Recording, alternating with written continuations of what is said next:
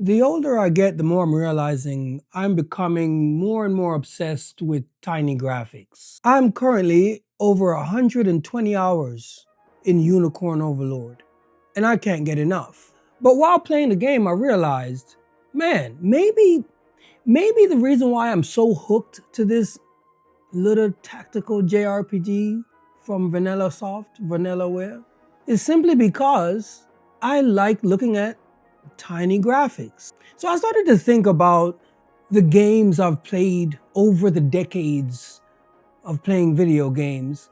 And I realized that this may have started with a little game called A Link to the Past, The Legend of Zelda, A Link to the Past, that came out on the SNES.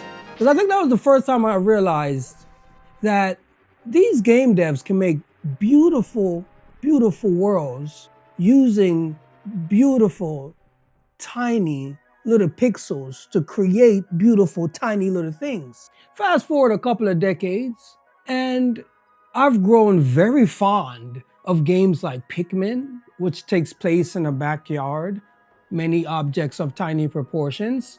I've pumped hundreds of hours, I believe it's over several hundred on my Switch, of Animal Crossing New Leaf, which was actually kind of shocking to me.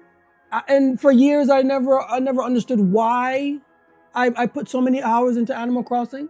And I know this was during the time of the pandemic, but I had other games to play, and I chose to play Animal Crossing, collecting every little bit of furniture, getting mad bells. I was rich. And going as far as to even investing in the turnip market.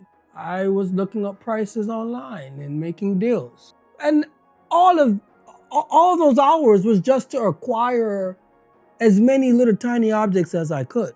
Another recent RPG that comes to mind that showcases the brilliance of beautiful tiny graphics is actually Baldur's Gate 3. I spent almost 200 hours playing that game. I couldn't get over stealing and picking up little tiny items. Like, everything was just so detailed and it was so beautiful. And I remember thinking to myself, man, maybe this bird's eye view makes things a little bit more immersive. So here I am playing Unicorn Overlord, and I can't get enough. And it says I am 98% complete the map, but I feel like I still have a good 20 hours left in this beautiful game. And then it dawned on me, maybe the reason why I like Unicorn Overlord so much is not necessarily because of the tactics or the excellent gameplay. Maybe because the whole game's story takes place on the beautiful stage that they have put together known as the world map. And then I thought about all the RPGs that I've played, particularly JRPGs that I've played over the years, that prominently feature a world map. From all the classical Final Fantasies, Breath of Fires, Dragon Quests that showcase a world map, to more recent entries like Expedition 33, which also had a beautiful dreamlike world map. In Unicorn Overlord, I admire the art style so much because so much detail is crammed into every little object within this tiny world map. As I'm trotting along from quest to quest in this game, I'm noticing just how much detail is in every little thing. The game is about liberating an entire continent, pretty much. And while you're liberating, you come across these little villages, these little castles, these little settlements and kingdoms, damaged and tattered by the stinking Zenorians. And I literally felt bad seeing the village people suffer from a bird's eye view. They put so much detail into the graphics that you can literally see a torn down, ran down village, holes in buildings, and smoke and little fires everywhere. So you're seeing the destruction that's going on, and you're responsible for making it beautiful. So I will admit, I am addicted to making this little world beautiful. And it's amazing when you see it transform from a rebel of a town to something big, grandiose, and beautiful. As you're playing the game and you're running across this wonderful, beautiful mini terrain, you can literally zoom in and see pebbles on the dirt paths. You can see leaves on trees. You can literally see the little cobblestones that make up the little bridges throughout the land. There's just so much detail that I'm fascinated with. And upon further thinking, I realized that this may be because as an artist, I am very greedy with detail. Like I can work on something for months and cram in as much detail into that painting as I possibly can. And because of this, I admire when other artists do the same exact thing. So that might be why I like these tiny graphics so much. Now that I think about it. Because there's a thinking process that's going on while I'm making this video. I'm literally trying to figure this out. And here's the thing. So the environments is one thing. But like the environments, this team also decided to chuck full each and every character, whether NPC or main party member, with as much detail as they can possibly cram in these tiny little figures. And here's the kicker. At no point are you confused within the sea of so much detail. Because you can clearly tell what's a character, what's a building.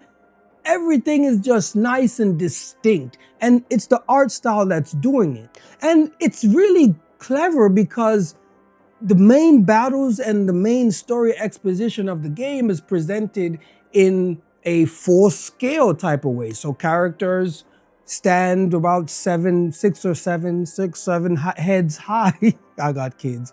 Heads high, and battles look like a fighting game. And the thing about it is the team paid so much attention to the fluency of their art style that it is very easy to tell who is who when they shrink down the full scale models within the combat to tiny models on the world map. When I can tell who a character is in a group of characters and pick out squads easily, this dev team has won. To have so much on screen at one time and maintain such a high level of legibility, it should definitely be commended. So I would just like to take a moment to pay tribute to the wonderful kingdoms of Unicorn Overlord. So if you didn't beat the game and you don't want to know what biomes exist in this majestic world, I suggest you fast forward or stop watching here. Obi, stop licking your balls. Good boy. The kingdom of Cornelia. This is where, no, is it Cornelia? Cornelia? The kingdom of Cornelia. This is the first kingdom you get to lay eyes on. The beginning of the game takes place with this kingdom being under siege.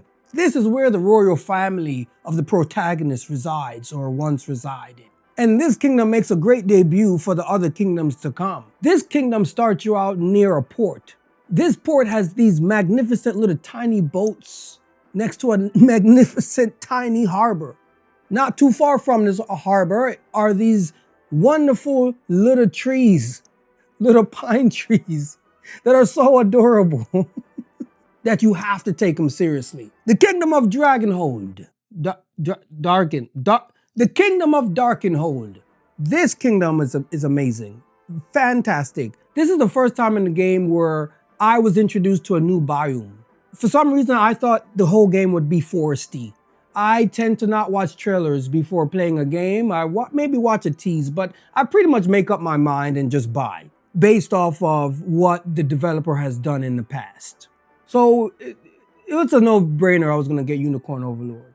But to go over to the desert and see the beautiful golden sand shimmering across the tiny little sand dunes near little tiny oasis in this sandy ocean. This area was when I realized these people have thoroughly thought their game world through. One of my favorite kingdoms of this game actually belongs to my most hated race in all fantasy anything, and that is the Elvens. I typically don't like Elvens, but in this game I absolutely love them. They're in fact my favorite race. That is because where they reside, the kingdom of Elheim, is beautiful.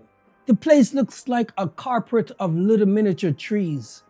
Fairies are darting around in the beautiful air, and everything is just lush, green, and vibrant. And I kept going back and fighting battles just to see this wonderful forestation. Then you have where the beastmen lay their heads at night, the kingdom of Bastorius. This little kingdom is up in the mountains, the snowy, cold, tundric mountains. Similar to where I currently live, this place is damn cold. And I'm not in this miniature, snowy little wonderland, but I can feel the frigid temperatures because of the tiny snowflakes on the tiny mountain peaks with the tiny snow falling all over the place. And like real life, when the snow is falling, visibility is completely gone. And somehow they made that possible on the world map. And I think it's great. The Kingdom of Albion, that's where I currently am in the game, and this is where the holy angels reside. This place just looks magical. It looks golden. It literally looks heavenly. They did a really good job. Really fantastic job. All the biomes, except for the bitch-ass Zenorians, they're not even worth discussing at this point because they're disgusting. All the biomes are done to perfection, in my opinion. Every single one of them uniquely frames the race of people that the developer is trying to illustrate and present to you as a living, breathing culture.